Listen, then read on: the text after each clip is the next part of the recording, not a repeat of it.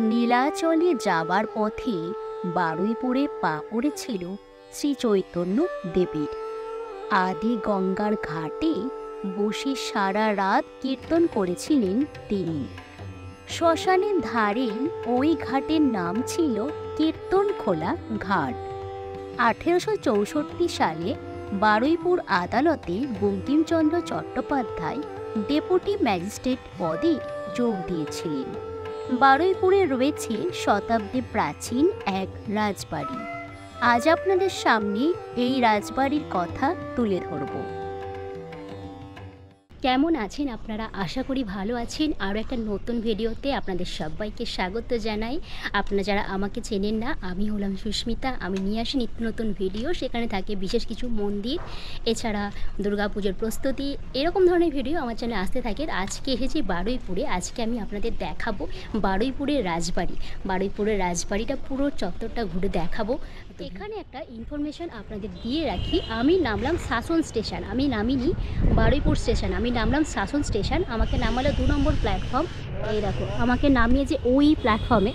আর এখান থেকে হেঁটে একদম ওই মাথাটাতে আমার যেতে হবে। এই যে শাসন রোড স্টেশন। আর ওখান থেকে হাঁটা পথে 2 মিনিট লাগবে বারুইপুর রাজবাড়িতে যেতে। আর যদি আমি বারুইপুর নামতাম তো ওখান থেকে আমাকে আবার অটো করে যেতে হতো। আর এই হচ্ছে শাসন রোড স্টেশনের টিকিট কাউন্টারটা। আমাদেরকে সামনের দিকে এগিয়ে যেতে হবে। চলে এসেছি রাজবাড়ির একদম সামনে। এবার ধীরে ধীরে প্রবেশ করব। প্রবেশ করে আপনাদের সমস্তটা দেখাবো। বারুইপুরের ঐতিহ্যবাহী এই রাজবাড়ি শতাব্দী প্রাচীন। বারুইপুরের ইতিহাস ঘাঁটলে জানা যায়, তৎকালীন নবাবের কাছ থেকে সুবিস্তৃত এলাকা যৌতুক হিসেবে পান জমিদার রাজবল্লভ চৌধুরী। 1 বিঘা 2 বিঘা নয়, জমিদারি ছিল বারুইপুর থেকে সুন্দরবন পর্যন্ত বিস্তৃত। চৌধুরী পরিবার পরবর্তীকালে রায়চৌধুরী উপাধি পান। রাজা রাজবল্লভ রায়চৌধুরী লর্ড কর্নওয়ালিসের জমানায় বিদেশি কোম্পানিকে দিয়ে এক পেল্লায় রাজবাড়ি তৈরি করেন। কি না হতো এই রাজবাড়িতে! বাঙালির 12 মাসে 13 পার্বণ, তার প্রায় প্রত্যেকটি পালিত হতো রাজকীয়ভাবে। দুর্গাপুজো থেকে শুরু করে রথযাত্রা, বাদ পড়ে না কোনোটাই। এখানে জানিয়ে রাখি, আমি গিয়েছিলাম রথযাত্রার সময়। দেখলাম বিশাল বড় রথযাত্রার মেলা বসেছে।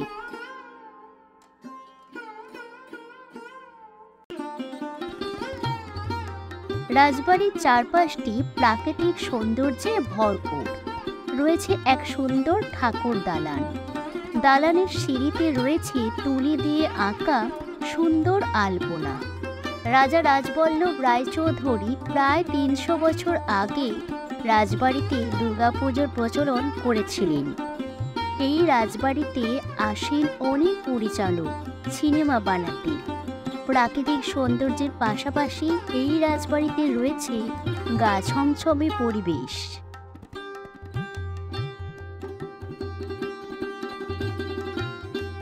শ্রী অমিয় কৃষ্ণ রায়চৌধুরী হলেন এই রাজবাড়ির বর্তমান মালিক।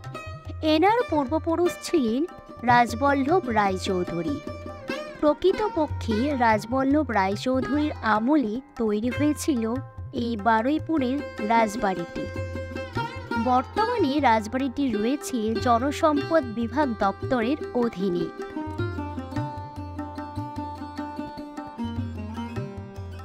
সবথেকে আকর্ষণীয় যেটা ছিল সেটা হলো পশু বলি।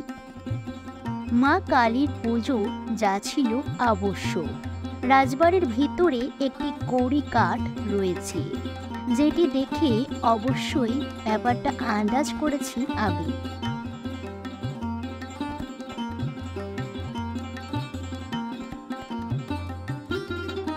এছাড়া লোকমুখে আচার অনুষ্ঠান নিয়ম কানুন সবই শোনা যায়।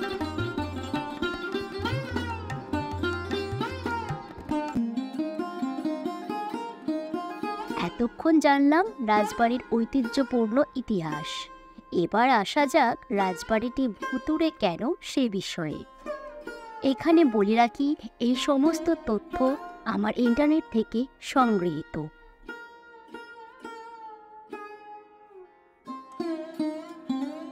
রাজবাড়িটিকে দেখার আগ্রহে বিভিন্ন সময় বিভিন্ন জায়গা থেকে পর্যটকরা আসেন এবং পুরো জায়গাটিকে ভ্রমণ করে দেখেন।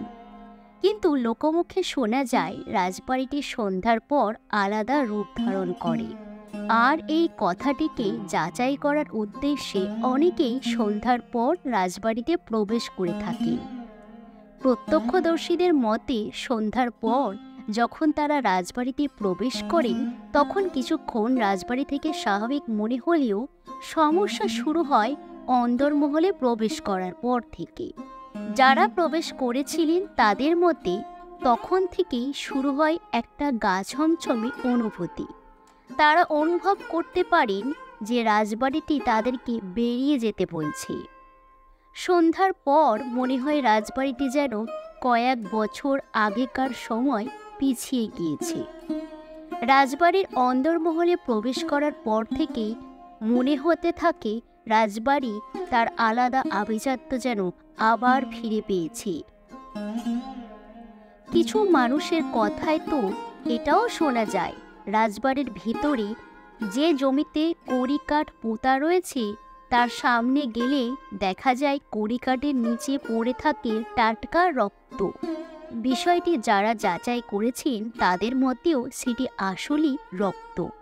কয়েকশো বছরের পুরনো রাজবাড়ি যা বর্তমানে জনসম্পদ বিভাগের অধীনে। সেখানে কড়িকাঠে কী করে বলির রক্ত পাওয়া যায় সেটা সত্যিই ভাবনার বিষয়। এখানে আরও একবার বলে রাখি, এই সমস্ত তথ্য আমার সংগৃহীত ইন্টারনেট থেকে।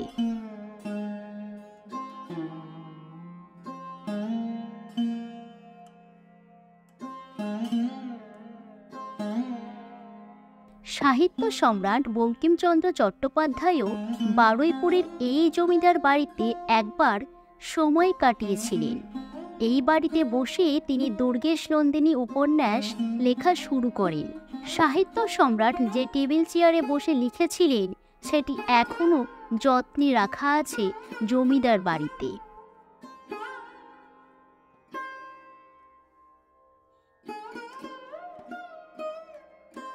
নিঝুম এই রাজবাড়ি গমগম করে তখন যখন সিনেমাওয়ালারা সিনেমা বানানোর কাজে আসেন এখানে। লাইট, ক্যামেরা, অ্যাকশনের ব্যস্ততায় ভয়েরা তখন বাপ করে পালায় এক প্রকার। শুধু সিনেমা নয়, বিভিন্ন ধারাবাহিকের শুটিংও হয় এখানে। মেকআপ রুম থেকে শুরু করে শুটিং চালিয়ে যাওয়ার সব রকম ব্যবস্থা আছে এখানে। নামি থেকে নতুন সব স্তরের শিল্পীদেরই নানা সময়ে আগমন ঘটেছে বারুইপুরের রাজবাড়িতে। এবার বলি বারুইপুরের এই রাজবাড়িটিতে কিভাবে আসবেন। এই রাজবাড়িটিতে আসতে গেলে বারুইপুর থেকে আসা যায়, তবে আমি এসেছি অন্য পথে। আমি এসেছি শাসন রোড স্টেশন থেকে। সেখান থেকে আমার এই রাজবাড়িতে আসতে মিনিট 2 হেঁটে লেগেছে। তবে আরও একভাবে আসা যায়, বারুইপুর থেকে অটো করেও চলে আসা যায়। এছাড়া সড়ক পথে নেতাজি সুভাষচন্দ্র বোস রোড ধরে কামারগাছি বাইপাস হয়ে বারুইপুর পৌঁছাতে পারবেন। বারুইপুরে থাকার জন্য রয়েছে অসংখ্য হোটেল এবং লজ। আজকের ভিডিওটা এখানেই শেষ করছি। ভিডিওটা কেমন হলো অবশ্যই জানাবেন। আর আপনি যদি আমার চ্যানেলে প্রথম হয়ে থাকেন চ্যানেলটা সাবস্ক্রাইব করে নিয়ে পাশে থাকা বেল আইকনটা ক্লিক করে নেবে। দেখা হচ্ছে পরবর্তী কোনো নতুন ভিডিও নিয়ে। ততদিন ভালো থাকবেন, সুস্থ থাকবেন।